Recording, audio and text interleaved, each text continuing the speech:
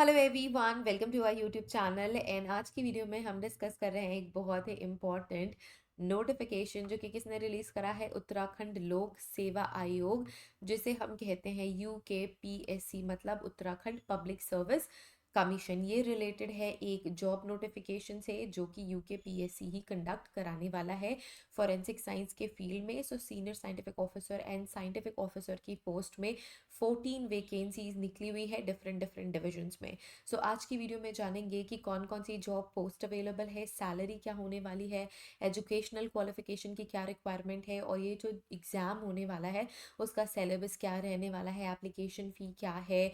And ये सारी चीज़ें हम इन PDFs के थ्रू समझने वाले हैं। स्क्रीन पे जो आप PDF देख रहे हैं इसमें ये बताया गया है कि इम्पोर्टेंट डेट्स क्या है और कितने नंबर ऑफ पोस्ट के लिए वैकेंसी रिलीज करी गई है। तो आप स्क्रीन पे देख रहे हैं दैट उत्तराखंड लोक सेवा आयोग हरिद्वार, और ये जो नोटिफिकेशन है 4 मार्च से रिलीज हो चुकी है ऑलरेडी। ठीक है। सो इन्होंने ये बोला हुआ है कि उत्तराखंड लोक सेवा आयोग द्वारा विधि विज्ञान प्रयोगशाला, विधि विज्ञान प्रयोगशाला का मतलब होता है फॉरेंसिक साइंस लेबोरेटरी, जिसे हम शॉर्ट में FSL कहते हैं। ज्येष्ठ वैज्ञानिक सहायक मतलब सीनियर साइंटिफिक ऑफिसर के 14 पोस्ट पे सीधी भर्ती के माध्यम से चयन हेतु विज्ञापन, ये एडवर्टीजमेंट नंबर है, ये 4 मार्च 2024 को ऑलरेडी पब्लिश कर दिया गया था। उक्त विज्ञापन में उल्लेखित शैक्षणिक अर्हता के आधार पर पात्र अभ्यर्थियों से हेतु प्रश्नगत पदों हेतु 5 मार्च 2024 से 26 मार्च 2024 तक आवेदन आमंत्रित किए जाते हैं। मतलब कब से कब तक? 5 मार्च 2024 से 26 मार्च 2024 तक एप्लीकेशंस इनवाइट किए गए हैं। ये आपका टाइम विंडो है जिसपे आप एप्लीकेशन फॉर्म फिल कर सकते हैं। उन कैंडिडेट से एप्लीकेशन इनवाइट करे गए हैं जो कि एलिजिबल है। एलिजिबिलिटी क्राइटेरिया भी हम अभी देखने वाले हैं। ठीक है। सो इम्पॉर्टेंट डेट्स इसमें मेंशन है। आप psc.uk.government.in पे विजिट करके सारी इंपॉर्टेंट डिटेल्स इनके ऑफिशियल वेबसाइट से भी पता कर सकते हैं और अप्लाई भी कर सकते हैं। ठीक है। अगर आपको कोई हेल्प चाहिए तो यहाँ पे हेल्पलाइन भी दी हुई है। सो हेल्पलाइन क्या है? UKPSC helpline@gmail.com। तो आप अपनी सारी क्वेरीज और क्वेश्चन इन्हें मेल भी कर सकते हैं। एक और PDF है जिसमें सारी डिटेल्ड इन्फॉर्मेशन दी हुई है। तो this is the second PDF। ये दोनों ही PDF आपको उत्तराखंड पब्लिक सर्विस कमीशन की ऑफिशियल वेबसाइट में मिल जाएंगे। और ये PDF मैं मेरे टेलीग्राम ग्रुप में भी शेयर कर दूंगी ताकि आप वहाँ से आप इसे इजीली डाउनलोड कर सके। अगर आप हमारे टेलीग्राम ग्रुप का पार्ट नहीं है तो आपको उसकी लिंक डिस्क्रिप्शन में मिल जाएगी, वहाँ से आप हमारे टेलीग्राम चैनल को ज्वाइन कर सकते हैं। ओके। सो यहाँ पे लिखा हुआ है उत्तराखंड लोक सेवा आयोग हरिद्वार, इसकी वेबसाइट है psc.uk.government.in। ये एडवर्टीजमेंट नंबर है। ज्येष्ठ वैज्ञानिक सहायक विधि विज्ञान प्रयोगशाला मतलब senior scientific officer forensic science laboratory समूह ख परीक्षा 2024। तो एग्जामिनेशन के थ्रू ही आपको जॉब मिलेगी। सबसे ज़्यादा इंपॉर्टेंट डेट्स जो आपको याद रखने हैं वो है 5 मार्च 2024 से 26 मार्च 2024। तो अभी आपके पास थोड़े से दिन बचे हुए हैं to apply for this application. अगर आप एलिजिबल हैं तो सबसे पहले आप एलिजिबिलिटी क्राइटेरिया देखेंगे, उसके अकॉर्डिंग ही आप अप्लाई करेंगे। ठीक है।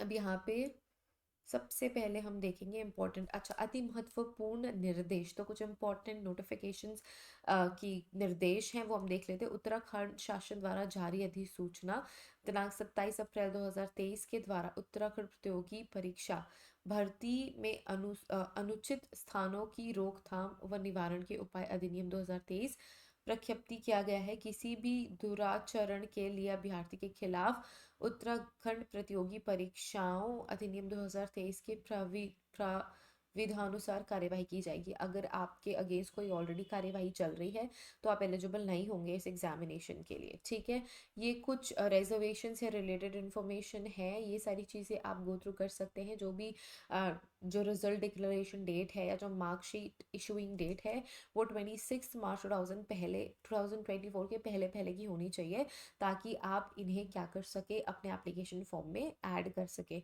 26 मार्च 2024 के बाद अगर आपका कोई रिजल्ट आने वाला है, कोई मार्कशीट आने वाली है, तो वो आपकी एलिजिबिलिटी क्राइटेरिया में इंक्लूड नहीं करी जाएगी। So please make sure to collect all your documents marksheets before 26 March 2024। ठीक है। चलो लेट्स मूव फॉरवर्ड। ये जो कुछ नोटिफिकेशन में इंफॉर्मेशन है वो आपको गो थ्रू कर लेना है। इट्स नॉट वेरी कॉम्प्लिकेटेड, आप गो थ्रू करके आसानी से समझ सकते हैं। हम डायरेक्ट चलते हैं इम्पोर्टेंट इंफॉर्मेशंस पे। ओके। ओके, सो सबसे ज़्यादा इम्पोर्टेंट क्या है कि कौन कौन से पोस्ट है, कौन कौन से डिवीजन में है, एजुकेशनल क्वालिफिकेशन की रिक्वायरमेंट क्या है, ठीक है। तो यहाँ पे है रिक्तियों का विवरण, मतलब वैकेंसीज का डिटेल्ड डिस्क्रिप्शन। सो टोटल कितनी वैकेंसीज है? टोटल 14 वैकेंसीज हैं। सो सबसे पहले हम देखेंगे सीनियर साइंटिफिक असिस्टेंट या सीनियर साइंटिफिक ऑफिसर। 14 पोस्ट है। सैलरी क्या रहने वाली है? 44,900 से 1,42,400 को सैलरी रेंज करेगी।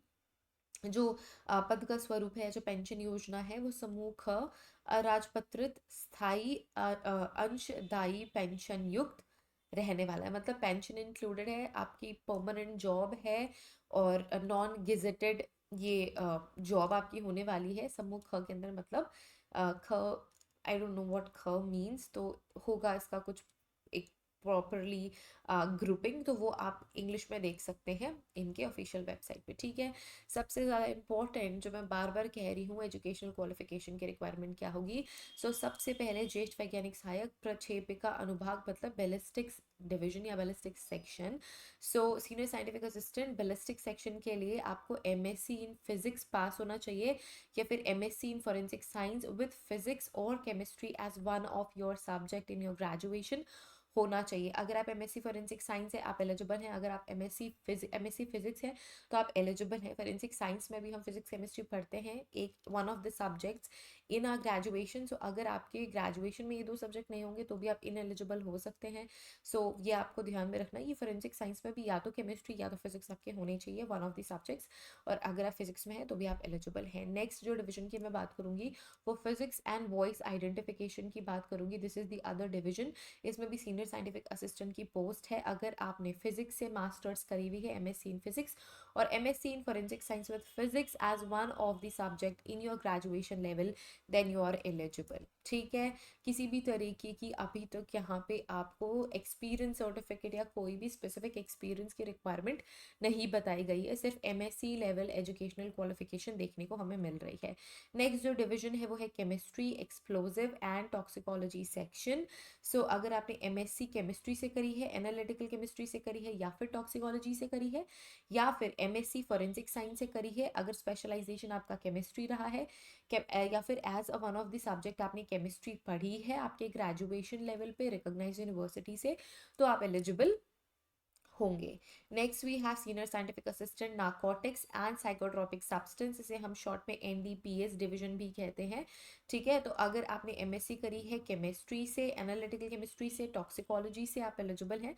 अगर आपने फोरेंसिक साइंस से एमएससी करी है, आप एलिजिबल हैं। अगर स्पेशलाइजेशन केमिस्ट्री में है या फिर केमिस्ट्री आपका वन ऑफ द सब्जेक्ट्स रहे हैं इन योर ग्रेजुएशन लेवल, तो भी आप एलिजिबल होंगे। नेक्स्ट डिवीजन है senior scientific assistant biology and DNA section. So इसके लिए आपको MSc zoology, MSc botany, human biology, physical anthropology, human genetics, biochemistry, microbiology, molecular biology, या फिर MSc in forensic science with specialisation of biology, serology, दोनों में से किसी भी एक स्पेशलाइजेशन से अगर आपका फॉरेंसिक साइंस रहा है तो आप एलिजिबल हैं इस वैकेंसी के लिए। नेक्स्ट जो डिवीजन है वो है सीरोलॉजी और डीएनए डिवीजन। सो सीरोलॉजी डीएनए डिवीजन, ये बायोलॉजी और डीएनए डिवीजन था, ये सीरोलॉजी डीएनए डिवीजन है। सो सेम एलिजिबिलिटी है यहाँ पे, MSc in zoology, botany, human biology, physical anthropology, human genetics, biochemistry, microbiology, molecular biology, या फिर forensic science specialisation biology, serology, किसी भी रिकग्नाइज्ड यूनिवर्सिटी से आप एलिजिबल हैं। नेक्स्ट जो डिवीजन है वो है डॉक्यूमेंट सेक्शन, डॉक्यूमेंट डिवीजन। अगर आपने एमएससी करी है फिजिक्स से या फिर केमिस्ट्री से, या फिर फॉरेंसिक साइंस एमएससी करी है, फॉरेंसिक डॉक्यूमेंटेशन में स्पेशलाइजेशन, या फिर फिजिक्स और chemistry as one of your subjects, तो आप एलिजिबल हैं। Next division is computer forensic section. अगर आपने एमएससी कंप्यूटर साइंस से करी है या तो फिर एमसीए करी है किसी भी रिकॉग्नाइज्ड यूनिवर्सिटी से, तो आप इस डिवीजन के लिए एलिजिबल हैं। ओके, सो ये कुछ इंपॉर्टेंट एजुकेशनल क्वालिफिकेशन थी जो कि बहुत ही अच्छी है अगर आपने एमएससी ऑलरेडी करी हुई है फोरेंसिक साइंस है। So I guess all the forensic science students are eligible, because graduation level में आप बायोलॉजी पढ़ते हो, है ना, या फिजिक्स एंड केमिस्ट्री भी पढ़ते हो, तो like overall forensic science students are eligible, ठीक है। अब यहाँ पे देख लेते हैं अधिमानी अहर्ता। सो अन्य बातें समान होने पर ऐसे अभ्यर्थी को सीधे भर्ती के मामले में अधिमान दिया जाएगा। प्रदेशिका सेना में कम से कम 2 वर्ष सेवा की हो। नेशनल कैडेट कोर का बी अथवा सी प्रमाण पत्र प्राप्त किया हो। अच्छा, आपको रिजर्वेशन मिलेगा अगर आपने सेना में 2 साल अपनी सेवा दी है, या फिर अगर आप नेशनल कैडेट कोर में बी या सी कैटेगरी की सर्टिफिकेट रखते हैं तो आपको रिजर्वेशन मिलेगी। एज लिमिट क्या है? सो मिनिमम एज होनी चाहिए 21, मैक्सिमम एज होनी चाहिए 42। तो ये आपका एज विंडो है, ठीक है। अब यहाँ पे देख लेते हैं कि कौन कौन से डिवीजन में कितनी वैकेंसीज हैं। तो बैलिस्टिक्स डिवीजन में टोटल 2 वैकेंसी है। एक अनरिजर्व्ड या नॉर्मल कैंडिडेट्स के लिए अनरिजर्व कह सकते हो या फिर जनरल कह सकते हो। एक अनुसूचित जाति के लिए, एक अनुसूचित जाति के लिए। Okay, next we have physics and voice identification. Total 2 post है, ये दोनों ही पोस्ट अनरिजर्व कैटेगरी के अंदर है। देन एक chemistry, explosive and toxicology, total 2 vacancies है। एक वैकेंसी अनरिजर्व्ड है एंड जो दूसरी वैकेंसी है वो अनुसूचित जाति के लिए है। Next we have narcotics and psychotropic substance. So total 2 vacancy है, एक अनरिजर्व्ड है एंड जो दूसरी है ईडब्ल्यूएस के लिए, ईडब्ल्यूएस के लिए, ठीक है। And this column is for OBC, अनुसूचित जनजाति। सो अनुसूचित जनजाति और अनुसूचित जाति, one of them is ST and SC, ठीक है। So I am confuse with Hindi यहाँ पे, तो आप प्लीज इसे क्रॉस चेक कर लेना। Okay, next we have biology and DNA section. So total 2 vacancy है, दोनों ही अनरिजर्व्ड है। Then we have serology and DNA section, एक वैकेंसी है, वो एक वैकेंसी अनरिजर्व्ड है।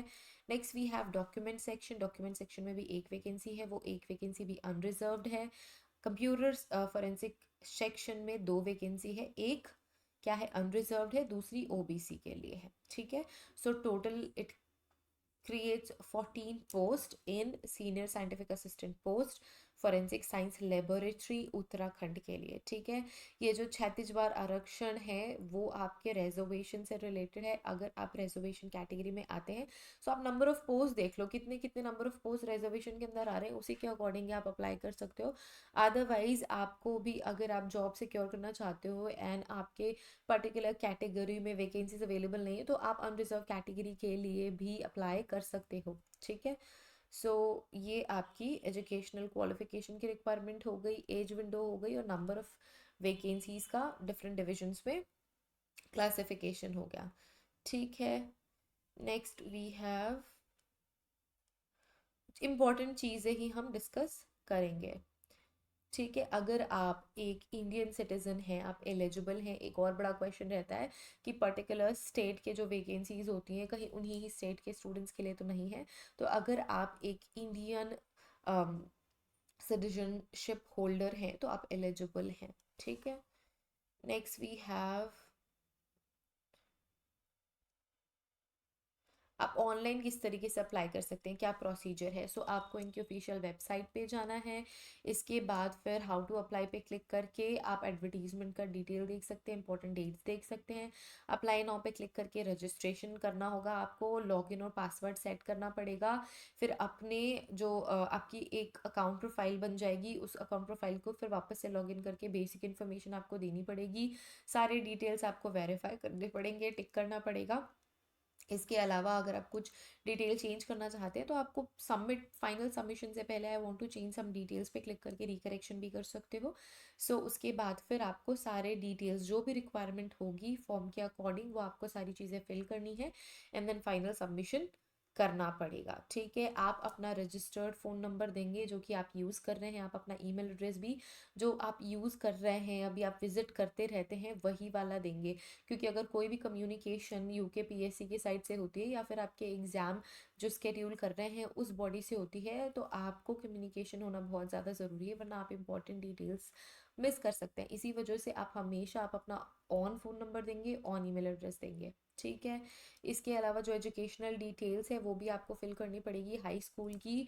इसके अलावा जो भी एजुकेशनल रिक्वायरमेंट है जैसे कि intermediate, graduation, post graduation, photo और सिग्नेचर भी साइन करके आपको अपलोड करनी है। एंड इसके अलावा अपना आईडी भी, आपको आईडी प्रूफ भी यहाँ पे देना पड़ेगा, which could be your Aadhaar card और ड्राइविंग लाइसेंस, जो भी रिक्वायरमेंट होगी फॉर्म में वो आपको करना पड़ेगा। एंड देन एक डिक्लेरेशन लास्टली करना पड़ेगा कि जितनी भी इंफॉर्मेशन आपने यहाँ पे पुट करी है वो बिल्कुल सही है, और आप अपने लाइक प्रॉपर इंफॉर्मेशन के साथ ये सारी चीज़ें सबमिट कर रहे हैं। जब आप अपना सारा एप्लीकेशन फॉर्म फिल कर लेंगे, फी पे कर देंगे, तो आपको उसका प्रिंट आउट भी करा लेना है, ठीक है। नेक्स्ट वी हैव, हाँ, रिकरेक्शन या एडिटिंग। अगर आप फाइनल सबमिशन कर देते हैं और उसके बाद भी कोई रिकरेक्शन की आपको ज़रूरत है, तो करेक्शन विंडो 5 फाइनल सबमिशन के 5 डेज के अंदर अंदर ओपन होगी, जिसमें आप करेक्शंस कर सकते हैं। टोटल 10 दिन के लिए करेक्शन विंडो ओपन होगी, तो आपके पास अच्छा समय होगा कि आप अपने सारे करेक्शंस कर सकें। ओके, यहाँ पे हम देख लेते हैं कि कितनी एप्लीकेशन फ़ी है। सो वो सारे के सारे कैंडिडेट्स जो अनारक्षित मतलब अनरिजर्व्ड कैटेगरी में आते हैं, उनको 150 रुपीज़ आवेदन शुल्क देना है। प्रोसेसिंग फ़ीस 22.30 रुपीज़ देना है। सो टोटल 172.30 फ़ी आपको पे करनी होगी। उत्तराखंड अनुसूचित जाति और अनुसूचित जनजाति को 60 रुपीज़ एप्लीकेशन फ़ी है। सेम प्रोसेसिंग चार्ज है। सो टोटल 82 रुपीज़.30 आपको पे करना है। उत्तराखंड के अन्य पिछड़ा वर्ग आर्थिक रूप से कमज़ोर जो कैटेगरी है, 150 रुपीज़ आपको एप्लीकेशन फ़ी देनी है। सेम 22.30 प्रोसेसिंग चार्ज, 172.30 रुपीज़ आपको पे करना है। राजकीय राजकीय गृहों में निवासरत अनाथ बच्चे, सो इनके लिए किसी भी तरीके की कोई प्रोसेसिंग फ़ी भी नहीं है, एप्लीकेशन फ़ी भी नहीं है। उत्तराखंड दिव्यांगजन मतलब आप स्पेशल कैंडिडेट है, तो भी आपको किसी भी तरीके का एप्लीकेशन फॉर्म नहीं लगेगा, बट 22 रुपीज़ का प्रोसेसिंग चार्ज आपको लगेगा, तो वो आपको पे करना पड़ेगा। ओके ओके, जो आपका एग्जामिनेशन होगा वो MCQ टाइप होगा। यहाँ पे आपके MCQs आएंगे पेपर में, एंड इसके बाद इंटरव्यू होगा। ओके, सो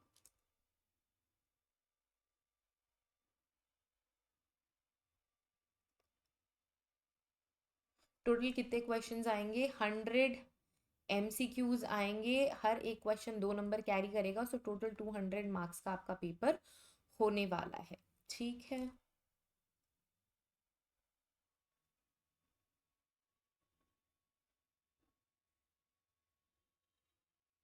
माइनस मार्किंग भी आपकी होगी गलत उत्तरों के लिए। दंड, अगर आप एक आंसर सही करते हैं तो +2 आपको मार्किंग होगी। अगर आप गलत करते हैं, सो उसके लिए 1/4 मतलब 1/4 हिस्सा कट कर लिया जाएगा। सो अगर आपने एक क्वेश्चन सही किया, सो +2 -0.25 होने वाला है। सो अगर आप एक क्वेश्चन नंबर 1 सही करते हैं, 2 नंबर मिलेंगे।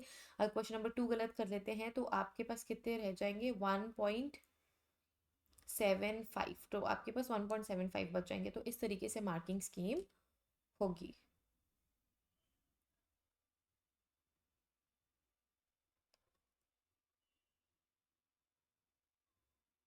आप कैलकुलेटर यूज़ नहीं कर सकते। अगर कोई कैलकुलेटिव क्वेश्चन आ रहा है, तो आपके एग्ज़ाम रूम में आपको किसी भी तरीके का कोई डिजिटल डिवाइस यूज़ नहीं करना है।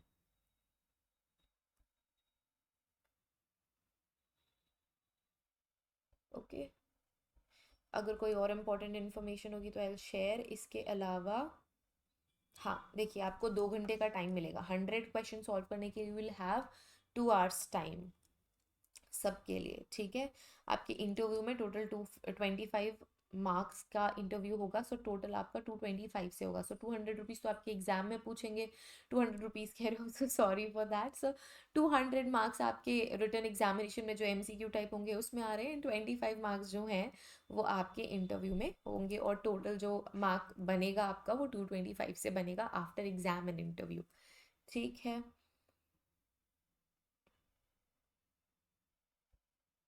ये आपका क्या है? सिलेबस पार्ट है इस एग्जामिनेशन के लिए, ठीक है। सो ये PDF मैं शेयर कर रही हूँ हमारे टेलीग्राम ग्रुप में, आप प्लीज़ गो थ्रू कर लेना। This one is for ballistics division. 2 घंटे का पेपर होगा। 200 क्वेश्चन, सॉरी 100 क्वेश्चन आपको सॉल्व करने, 200 मार्क्स के लिए। In this we have physics division, ballistic division भी देख लिया। Please go through the syllabus, and as soon as possible we will start classes for this. So अगर आप इंटरेस्टेड हैं, तो आप हमारे एप्लीकेशन में क्लासेस ज्वाइन कर सकते हैं। हमारा ऑनलाइन एप्लीकेशन है जिसका नाम है Deeksha's learning lab. So different different forensic examination के लिए वी प्रोवाइड क्लासेस।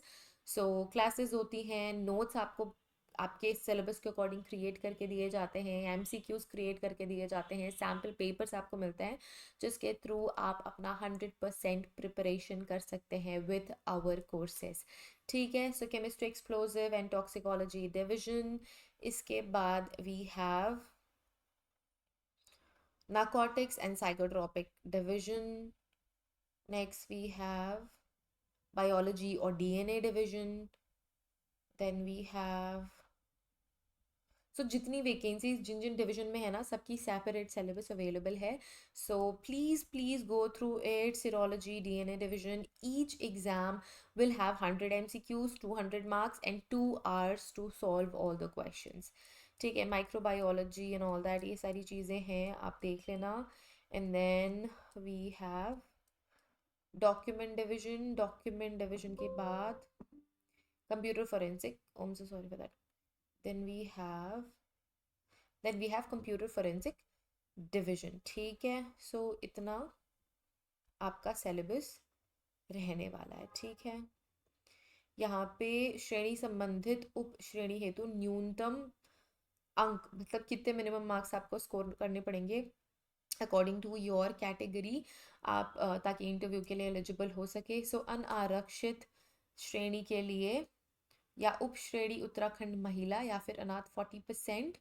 ठीक है, लिखित परीक्षा के लिए एंड 45%, लिखित परीक्षा वस्तुनिष्ठ प्रकार हेतु आधारित न्यूनतम मार्क्स परसेंट पे, एंड साक्षात्कार में 45%, एग्जाम में 35% फॉर अन्य पिछड़ा वर्ग श्रेणी उत्तराखंड महिला और अनाथ, 40% फॉर इंटरव्यू आर्थिक रूप से कमजोर और उत्तराखंड महिला अनाथ, 35% in your examination and 40% in the interview. इसके बाद अनुसूचित जाति, अनुसूचित जनजाति श्रेणी उप श्रेणी उत्तराखंड महिला और अनाथ, 30% in your examination and 35% in your interview. So ये मिनिमम आपको मार्क्स स्कोर करने ही करने हैं, इतने तो करने, इतने एग्जामिनेशन में करने हैं ताकि आप एलिजिबल हो सको इंटरव्यू के लिए, एंड देन इंटरव्यू में भी स्कोर करने हैं। ओके, इसके अलावा कुछ और रिजर्वेशंस हैं यहाँ पे, जैसे कि उ स्व स से आश्रित, I am not so sure what does that mean, पर 30% एंड 35% रिस्पेक्टिवली एग्जामिनेशन इंटरव्यू।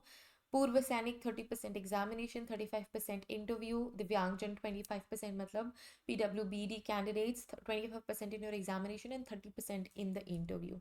ठीक है, अच्छा, एग्जाम सिटी कौन कौन सी सिटी में हो सकती है? Haridwar, Dehradun and Haldwani. So city code आपका 1 2 3 रहने वाला है। ये सिटी कोड आप जब फॉर्म फिल करेंगे तो आपको ध्यान में रखना है। सो इन 3 स्टेट्स में एग्जामिनेशन होंगे।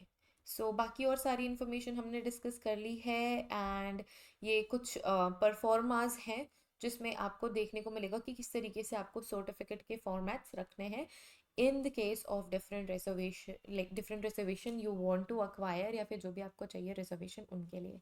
सो I hope this video is helpful everyone. अगर ये वीडियो हेल्पफुल है, अगर आप एलिजिबिलिटी क्राइटेरिया को फुलफिल करते हैं, एजुकेशनल क्वालिफिकेशन आपके पास है, ये फॉर्म आपको ज़रूर भरना है। बहुत अच्छी अपॉर्चुनिटी है और ये स्टेट बाउंड भी नहीं है। अगर आप इंडियन सिटीज़न हैं, आप अप्लाई कर सकते हैं।